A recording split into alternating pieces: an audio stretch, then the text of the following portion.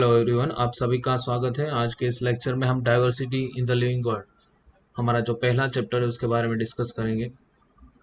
So let's look on to the introduction. See how wonderful is the living world. आप देख सकते हो इस लिविंग वर्ल्ड की beauty. There are extraordinary habitat like ocean, lake, river, desert, and you can see है also galloping horse, attacking shark. और इस beautiful flowers को, इस ब्यूटीफुल वैली को, इस ब्यूटीफुल फिशेस को आप देख सकते हो। लाइफ जो है वो डेजर्ट के अंदर भी इमर्ज हो सकती है, लाइफ जो है वो फॉरेस्ट के अंदर भी इमर्ज हो सकती है। अब इस खूबसूरत दुनिया को आप देख सकते हो, इसकी डाइवर्सिटी को आप देख सकते हो। So you can say that life it is so much beautiful. और अब तो इस पृथ्वी के अंदर, इस अर्थ के ऊपर जो लिविंग ऑर्गेनिज्म है, actually the population of the living organism, actually they are communicate with each other, they are interacting with each other. अगर हम हमारे सेल की बात करें तो this is our cell. Cell के अंदर न्यूक्लियस होता है और सेल के अंदर बाकी सारी ऑर्गेनिल भी होते हैं लाइक माइटोकॉन्ड्रिया, एंडोप्लाज्मिक रेटिकुलम, फिर एक गोल्गी बॉडी होती है। तो ये सभी ऑर्गेनिल भी हमारे साथ एक दूसरे के साथ रिएक्शन करती है। तो there must be some molecular traffic, right? So life इससे इमर्ज होती है। तो क्वेश्चन ये रेज होता है कि व्हाट इंडीड इज लाइफ। तो इस क्वेश्चन आगे इनफ्लिक्ट होते हैं दो क्वेश्चन के अंदर। तो पहला क्वेश्चन फिर ये पूछना चाहता है कि what living is as oppose to the non living. क्या है जो लिविंग ऑर्गेनिज्म है उसका मतलब ये होता है कि it is oppose to the non living thing. या फिर दूसरा क्वेश्चन ये हम पूछ सकते हैं, इट इज फिलोसॉफिकल, कि इस लाइफ का पर्पस क्या है, what is purpose of this life. So as a scientist it is very difficult to give the answer of this question, but we will try to reflect on what is living organism. So अगर आप classify करना चाहते हैं living organism को या identify करना चाहते हैं, so there are some characteristic like growth, reproduction, ability to sense, और कुछ और भी हम एक एक्स्ट्रा जो कैरेक्टर इसमें ऐड कर सकते हैं like metabolism, ability to self replicate and self organise. I want you to observe this chart. इस लिविंग ऑर्गेनिज्म को क्लासिफाई करने के लिए हमारे पास दो प्रॉपर्टीज हो सकती है, one is non defining properties and one is defining properties.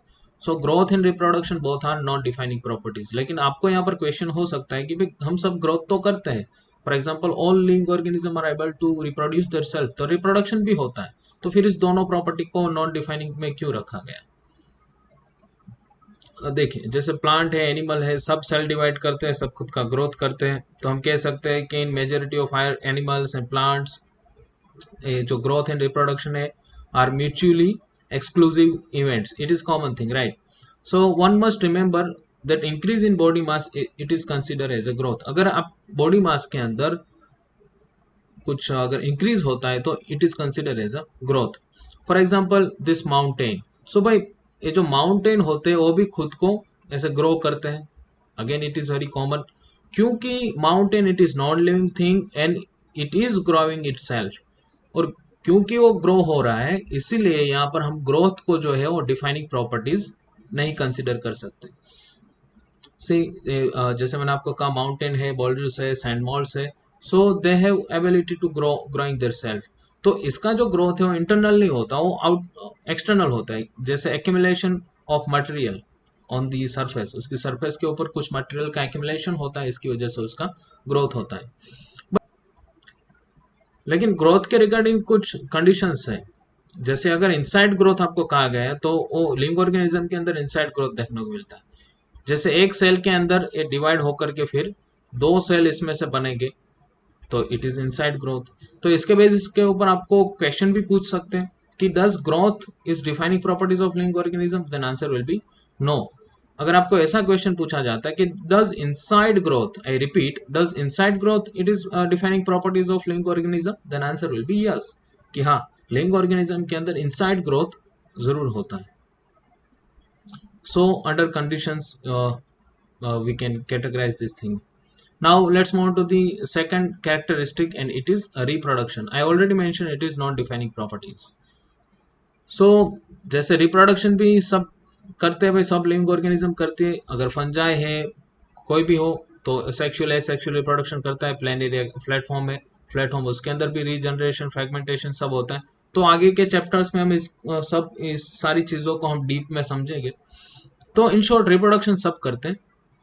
सब लिविंग ऑर्गेनिज्म करती है, फिर भी इसको क्यों नॉन डिफाइनिंग प्रॉपर्टी कहा? इसका जवाब जो है वो यहाँ पर है कि म्यूल जो है स्टराइल वर्कर बीज है, इनफर्टाइल ह्यूमन कपल्स हैं, तो रिप्रोडक्शन नहीं कर सकते। तो हम ये थोड़ी ना कह सकते कि भाई वो क्योंकि वो रिप्रोडक्शन नहीं करते इसीलिए वो नॉन लिविंग है, नहीं।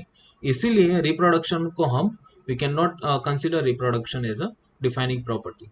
अब देखो म्यूल क्या है और हिनी क्या है। तो म्यूल जो है वो हाइब्रिड हाइब्रिड ऑफस्प्रिंग है, जिसमें मेल डोंकी और फीमेल हॉर्स के बीच में हाइब्रिड हाइब्रिड होता है, क्रॉसिंग होता है।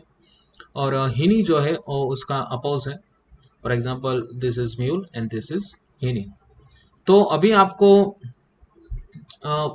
आई होप कि आपको ये लेक्चर समझ में आया होगा, और अभी आप डिफ्रेंशिएट कर सकते हो कि ग्रोथ और रिप्रोडक्शन को क्यों हम कंसिडर नहीं करते as a defining properties of living organism. So अगर आपको ये लेक्चर अच्छा लगा है तो kindly subscribe this channel for upcoming new videos and share this video with your friends. Thank you.